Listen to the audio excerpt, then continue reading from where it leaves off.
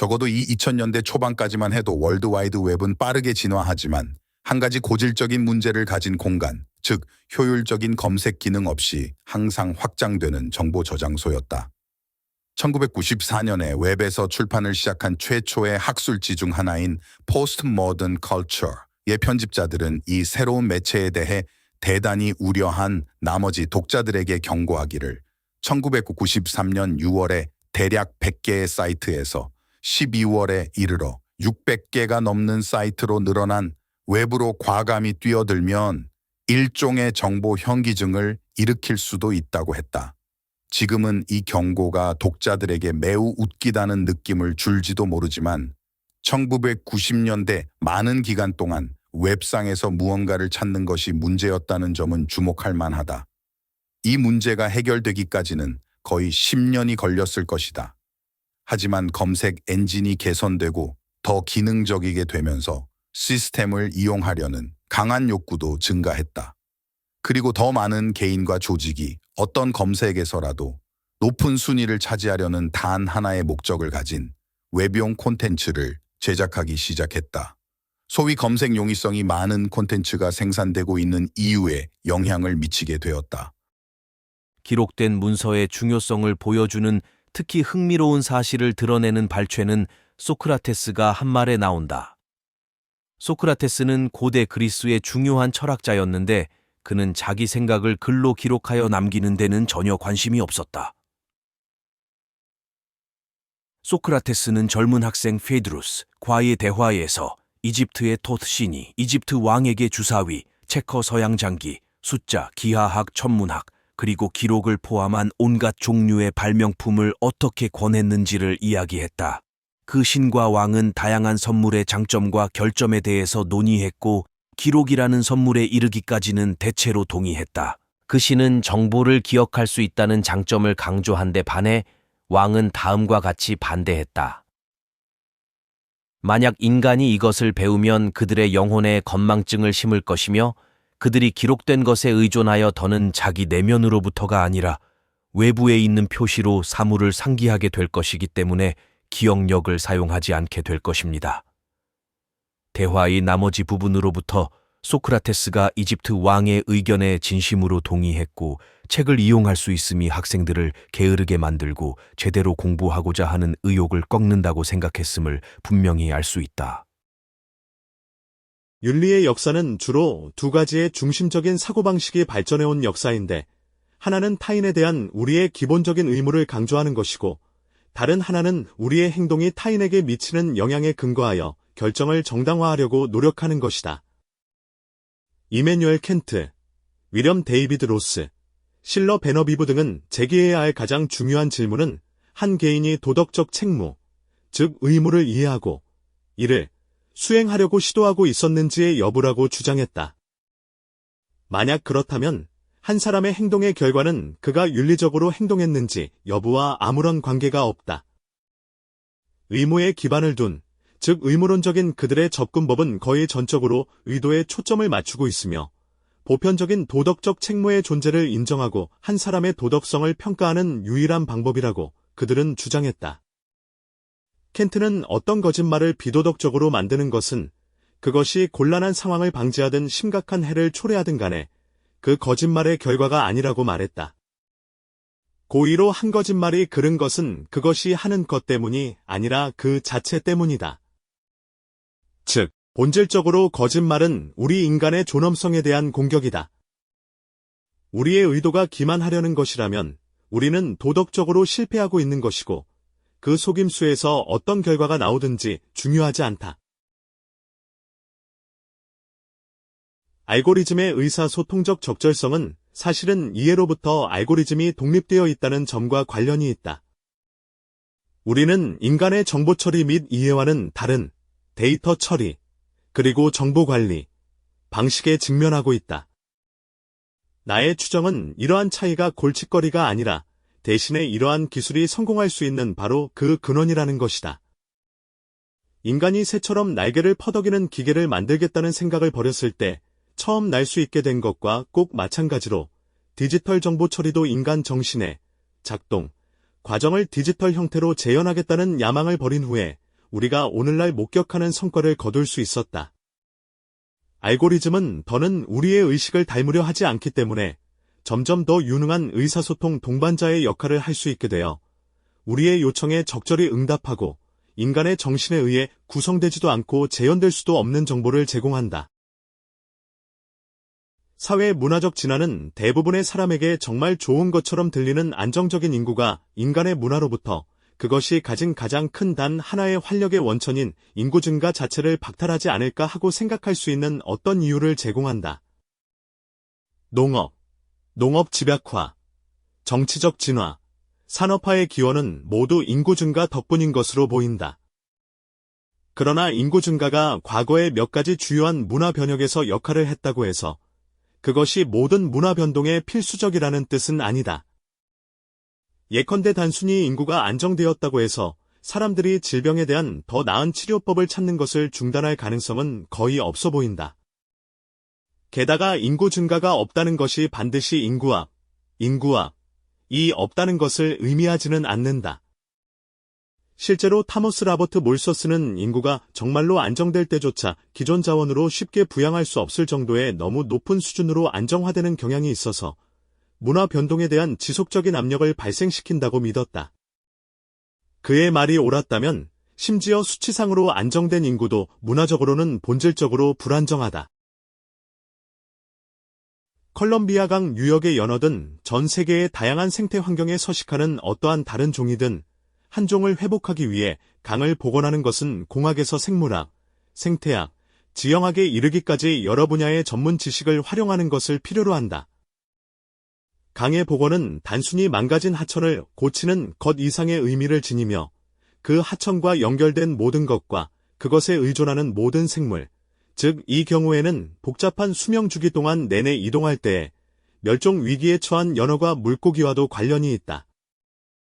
그 분야의 사람들이 복원이라는 작업에 대해서 언급할 때 그들은 보통 광범위한 그물을 던지고 있다. 가능한 한 많은 것을 고려하고 있다. 그들은 강변과 하천변의 서식지, 즉 연어가 바다 외에 생활에서 여러 다른 시기에 통과하는 습지와 숲, 그리고 하구와 더불어 하천 지형학, 즉 하천이 특정 방식으로 흐르게 하는 암석과 암설의 배열도 포함하여 생각하고 있을지도 모른다. 따라서 복원에는 물의 흐름과 함께 강의 지질학적 특징 자체도 포함되는데 이는 가장 흔히 복원이 가장 필요한 요소이다. 한 복원 전문가가 말했듯이 그들의 임무는 단순화된 강을 다시 복잡하게 만드는 것이다. 먹는 것은 미래의 고통을 무릅쓰고 즐거움을 제공한다. 식품 매개성 질병을 탐지하고 발견하는 우리의 능력이 커짐에 따라 이 자명한 진리는 과거 어느 때보다 오늘날 더 적용된다.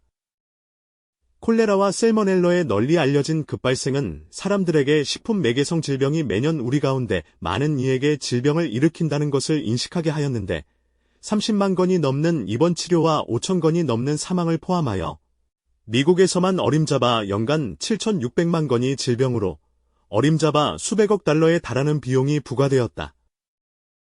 예를 들어 진시 버즈비와 타니어 라버츠는 6개의 박테리아 병원균에 대해 인간의 질병 비용이 연간 93억에서 129억 미국 달러에 달하는 것으로 추산된다고 추정했다. 이러한 비용 중 29억에서 67억 미국 달러에 달하는 비용이 식품 매개 박테리아 탓이라고 한다. 한 추정치에 따르면 선진국의 소비자 3명 중 1명이 매년 이미 알려진 그리고 새롭게 인지되는 식품 매개성 질병을 앓는다. 그리고 세계로 눈을 돌리면 전 세계 수억 명의 사람들이 오염된 음식과 물을 섭취한 결과 병을 앓는다. 5세 미만의 어린이들은 여전히 어림잡아 연간 15억 건이 설사 발병에 시달리며 그것은 300만 건이 넘는 조기 사망을 초래한다. 는 것을 우리가 또한 알 수도 있을 것이다. 비용을 억제해야 할 필요성은 세계화의 주요 원동력이다. 기업은 타국의 낮은 임금률을 활용하기 위해 자국 관할 구역을 넘어 확장하도록 자극받는다. 상당히 많은 북미 및 유럽 기업이 중국의 저임금 구조를 이용하기 위해 제조 사업체를 중국으로 이전하기로 결정했는데 그중 많은 수가 유명 상표 소비재에 저명한 제조 사업체이다. 의류 및 신발 제조 회사들은 여러 해 동안 중국에서 생산해왔지만 가전제품, 식품 및 공산품과 같은 다른 부문의 회사들도 또한 그렇게 해왔다. 중국의 임금률이 서구의 산업화한 경제국의 임금률보다 상당히 더 낮긴 하지만 최근 몇 년간 상당히 증가해왔다. 이것은 일부 회사들이 자신들의 제조 사업체를 위해 임금이 훨씬 더 낮은 관할 구역을 찾도록 자극하였으며 흥미롭게도 또한 미국 회사들이 생산 활동을 다시 미국으로 옮겨오도록 부추겼다. 입사 지원자를 평가하기 위한 우리의 네트워크화된 정보에 대한 의존은 알고리즘 도구가 더 정교해지고 덜 비싸짐에 따라 증가하기만 할 뿐이다. 오늘날 인사부는 일자리의 유력 후보자를 식별하기 위해 빅데이터, 즉 대규모 정보 데이터베이스의 수집 및 분석에 의존한다. 데이터, 분석 회사는 특정 분야의 인재를 찾고 평가하기 위해 정보를 고속으로 처리한다. 리마어커벨 하이어에서는 다른 사람들이 지원자의 온라인 활동을 어떻게 평가하는지 봄으로써 지원자의 재능을 평가한다. 탤런트 BIN과 길드는 온라인 데이터를 기반으로 신입사원이 될 만한 사람들의 목록을 작성한다. 페이스북, 왈마어트, 애머잔과 같은 유명 기업들은 이러한 기술을 사용하여 입사 지원자를 찾고 모집한다. 알고리즘은 대상이 되는 사람이 온라인 생활을 중단한 경우 그를 고용을 위해 선택되는 최고의 사람으로 식별할 것인가? 그것은 온라인 괴롭힘의 피해자들이 자신의 공적에 따라 평가받을 수 있도록 온라인 괴롭힘을 고려하지 않을 것인가? 이 질문들에 대한 답은 추측만 할 수 있겠지만 내 짐작에 온라인 괴롭힘의 피해자들은 온라인 괴롭힘을 당하지 않았던 사람들과 비교하여 제대로 견줄만 하지 않을 것이다. 비록 드문 일이었지만 일부 고대 철학자는 여성이 완전한 하급자라는 견해에 반대했다. 기원전 532년경 이탈리아 남부 발가락 부분에 위치한 아름답고 번창한 해안 도시 크로턴에서 피타고라스는 수학적이고 신학적인 통찰에 전념하는 철학 학파를 설립했다. 여성들은 그 학파에서 공부하고 가르치는 것이 허용되었다. 피타고라스와 그의 추종자들은 여성이 남성과 지적으로 동등한 자이며 그 둘은 우정을 나눌 수 있다고 상정했다. 그럼에도 불구하고 오늘날 남아있는 그들의 글에서 미루어 볼 때 그들은 상황을 너무 많이 바꾸고 싶지는 않았던 것 같다. 남성과 여성은 따로 공부했고 피타고라스 학파의 아주 적은 수의 여성을 제외하고 나머지는 그들의 전통적인 사회적 역할을 계속해야 했다. 게다가 두 성별을 하나로 묶는 우정은 여성의 순종을 요구했다. 조화로운 비대칭성이 피타고라스주의자들이 그것을 즐겨 생각했던 방식이고 결혼에 관하여는 한 고대 역사가가 표현했듯이 피타고라스주의자들은 아내가 남편에게 일절 맞서지 않아야 하며 아내는 남편에게 굴복하면 승리를 얻을 것이라고 믿었다. 경력이란 무엇인가에 대한 정의가 변화하고 있다. 역사적으로 경력이란 거의 대부분의 직원이 평생 자신의 조직에 남은 상태에서 더 큰 책임과 영향력을 달성하면서 가파르게 등급이 나뉜 계급 조직에서 위로 이동하며 승진하는 것에 의해 정의되었다. 경력에서의 성공은 급여, 지위, 권력과 같은 객관적인 기준에 의해 측정되었다. 오늘날 경력은 직업상의 이동이 위쪽으로, 옆쪽으로 그리고 때에 따라서는 아래쪽으로 이루어지는 평생에 걸친 일련의 직업 경험으로 정의될 가능성이 더 큰데 그것은 프로티언, 변화무쌍한 경력이라고 불린다. 경력에서의 성공은 점점 더 소득과 조직에서의 지위와 같은 외부적 기준보다는 만족도, 참여도, 의미, 학습, 성장과 같은 내재적 기준에 의해 측정된다.